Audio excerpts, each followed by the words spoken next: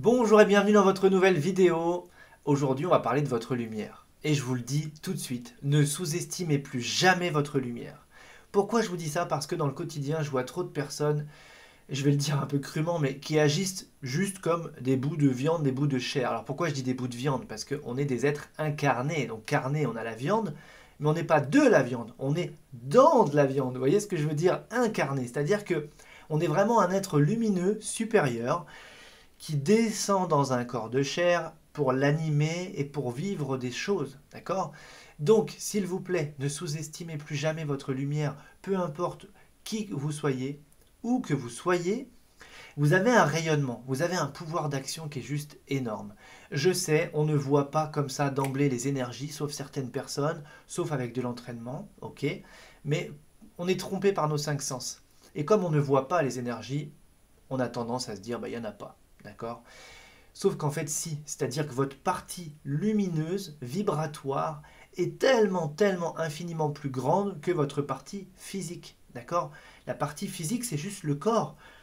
Ok, on est incarné, mais notre partie spirituelle, énergétique, vibratoire est tellement plus vaste, tellement plus grande, et nous agissons ainsi dans notre quotidien à des niveaux dont nous n'avons même pas conscience. C'est-à-dire que le simple fait de penser à quelqu'un, il se passe quelque chose pour cette personne-là. C'est pas dit qu'elle va le ressentir à un niveau conscient. Ok, mais par contre son être vibratoire, il est touché, il est atteint, positivement comme négativement. Donc ça veut dire aussi, surveillons nos pensées, hein. La Terre est plus polluée par les énergies des pensées négatives que par le reste. C'est-à-dire que si tout le monde changeait ses pensées en un claquement de doigts, la vibration de la Terre serait nettoyée directement. Parce qu'en fait, toutes les pensées, les peurs, nanani, nanana, tout ça, ça génère de l'énergie et ça vient polluer en fait la Terre. D'accord? On va dire comme ça baisse son taux vibratoire. Ça baisse d'abord le vôtre, hein, mais par voie de conséquence, ça baisse celui de la Terre. Donc ne sous-estimez jamais votre lumière dans le sens où si vous êtes à un endroit, eh bien sachez que vous rayonnez, mais vous rayonnez à des dizaines de mètres. Et tout le monde fait ça. Et en fait, quand vous en avez conscience, eh bien, vous allez pouvoir, dans certains lieux, à certains moments, dans certains endroits, etc., certains contextes, activer justement consciemment cette puissance, on pourrait dire, du cœur et simplement être dans cet amour, cette forme d'amour inconditionnel. Vous voyez, si on part du principe que de toute façon, à la fin, on repasse tous de l'autre côté, que de l'autre côté, eh bien, il n'y a plus ce bien, ce mal, cette dualité, etc., mais qu'on s'en va vers cette unité, eh bien, mettons-nous dans cette unité en étant sur Terre. Cette unité, où est-ce qu'on la trouve? On la trouve dans le cœur. Et c'est dans ce centre-là que on est vraiment sur la courbe du milieu, vous savez, du yin et du yang. D'accord? Il y a le yin, le yang, et il y a bien cette courbe qui sépare les deux. Et ça, c'est le parfait équilibre. Eh bien, le cœur permet ça. Le cœur permet de prendre deux polarités plus-moins et de les aligner pour en faire un point neutre. C'est pour ça que quand vous mettez votre main sur le cœur, ici, alors je dis sur le cœur, je ne parle pas du cœur physique, hein, je parle du chakra du cœur, hein. Quand vous mettez votre main sur ce centre-là, vous y mettez votre conscience. Tout ce à quoi je pense s'expanse. Ok? Donc je mets ma main et ça connecte ma conscience ici. Donc ça me connecte au centre de l'unité. Déjà, rien que de faire ça, ça a un impact sur votre vibration. Et si en plus vous émettez l'intention intérieure de dire ok, je me sens, je me mets dans mon unité, cette forme d'amour, d'acceptation, etc. et je le rayonne, eh bien en fait vous allez avoir une vague vibratoire qui va comme ça s'étendre et qui va aller toucher chaque personne. Alors ça ne veut pas dire que chaque personne va sentir que quelque chose lui arrive, vous voyez ce que je veux dire? Mais d'abord à un niveau vibratoire, ça va toucher la personne.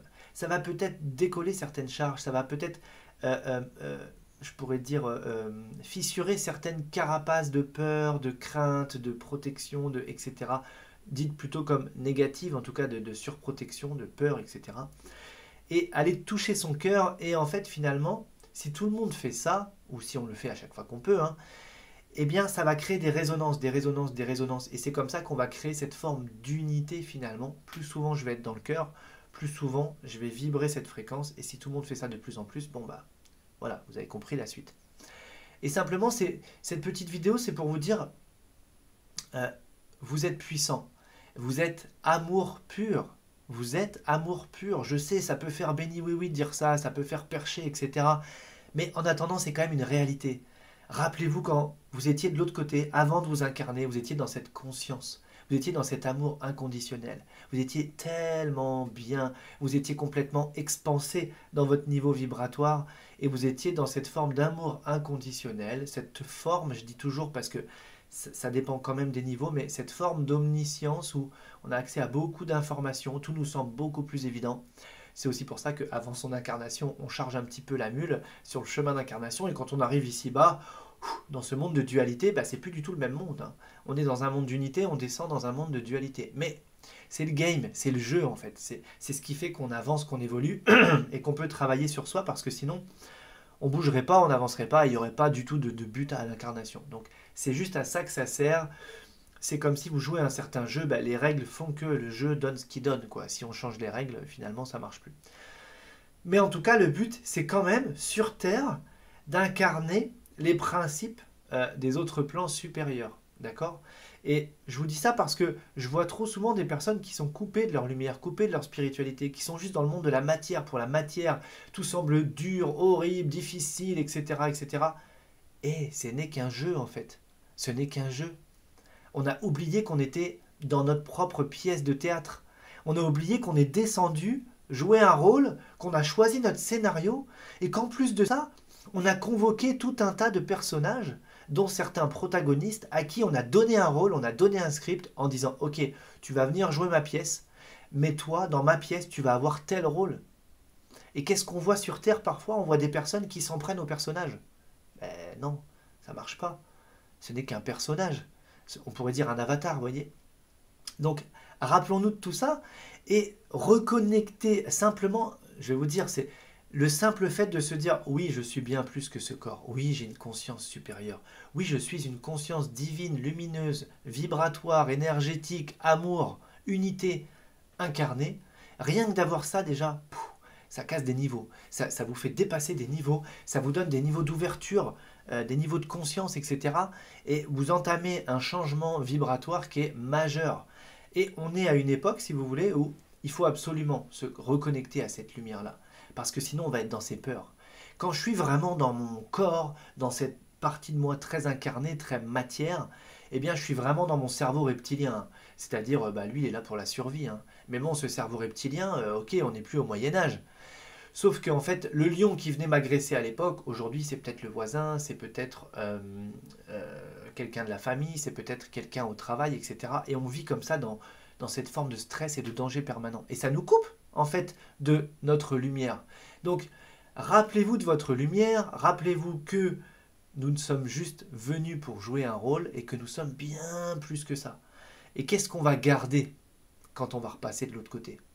C'est pas les biens matériels que l'on va avoir amassés. Et je suis pas contre le matérialisme en soi, parce que je trouve qu'on a le droit d'être spirituel, d'être connecté les pieds sur terre et de jouir des possibilités dans la matière, en fait.